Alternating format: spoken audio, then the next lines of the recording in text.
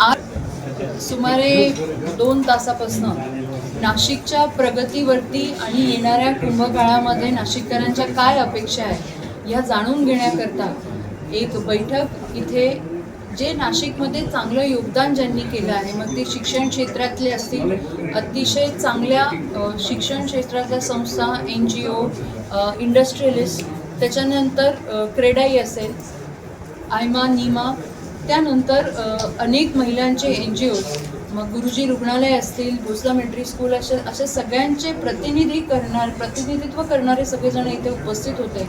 आणि नाशिकाच्या विकासामध्ये कैक वर्षापासून ज्यांचं हातभार लाभलेला आहे असे सगळेजण आज खरं तर नाशिककर म्हणून इथे या बैठकीला उपस्थित होते.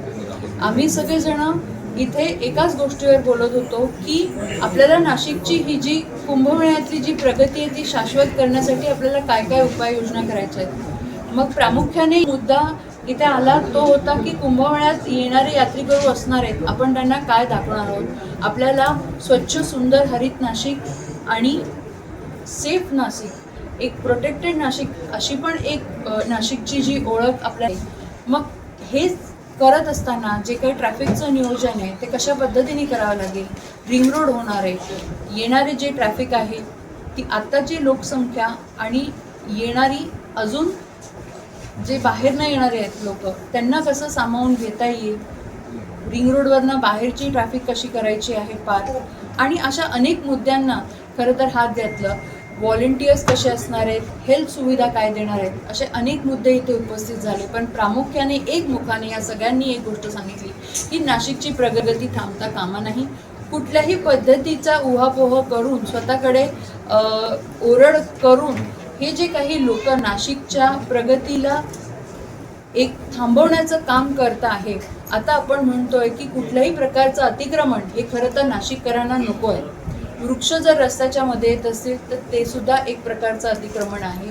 आणि नक्कीच या सगळ्यांनी त्याचं वृक्षतोडीबद्दल नाही पण वृक्ष लागवडीबद्दल इथे हे सगळे निर्णय झाले.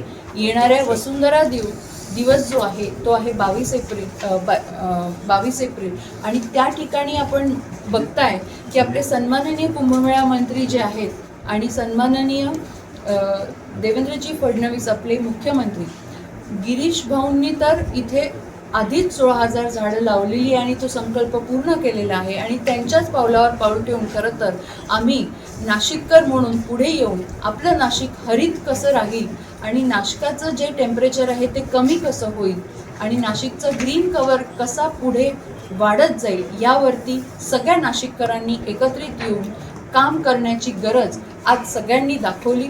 प्रत्येक इन्स्टिट्यूट, प्रत्येक संघटना ही झाडं लागवड करण्यामागे आणि त्याच्यात सक्षम आहे. पण आज नाशिक महानगरपालिका एक पालकत्व म्हणून या सगळ्या गोष्टीकडे कुंभच्या दरम्यान पाहते आहे. आणि नक्कीच प्रगती म्हणजे डेव्हलपमेंट आणि एन्व्हायरमेंट या दोन्हीचा संगम आणि सांगड जर आपल्याला घालायची असेल तर नाशिकची प्रगती न थांबता ग्रीन कव्हरेज वाढवण्यासाठी सगळे नाशिककर एकत्रित येऊन जास्तीत जास्त वृक्ष लागवड करणार आहे.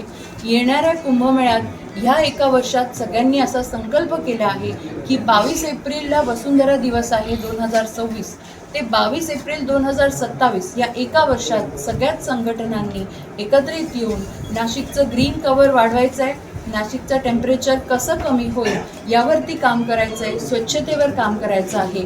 आणि एक नवीन रूप नाशिकमध्ये येणाऱ्या लोकांना आपण हे करून दाखवू शकतो. एकत्रित येऊन आपण जसं सगळ्या लहान मुलांना शिकवतो की आपण वेगवेगळे झालो तर आपल्याला जो रिझल्ट पाहिजे आहे तो मिळू शकत नाही आहे. आपल्याला एकट्याला पुढे जायचं असेल तर एकटं चालावं लागतं, पण सगळ्यांना बरोबर घेऊन चालण्याचं जे यश आहे ते खूप मोठं असतं. आणि म्हणून नाशिककर म्हणून सगळ्यांनी एकत्रित येऊन नाशिकला हरित बनवण्यासाठी आम्ही संकल्प केला.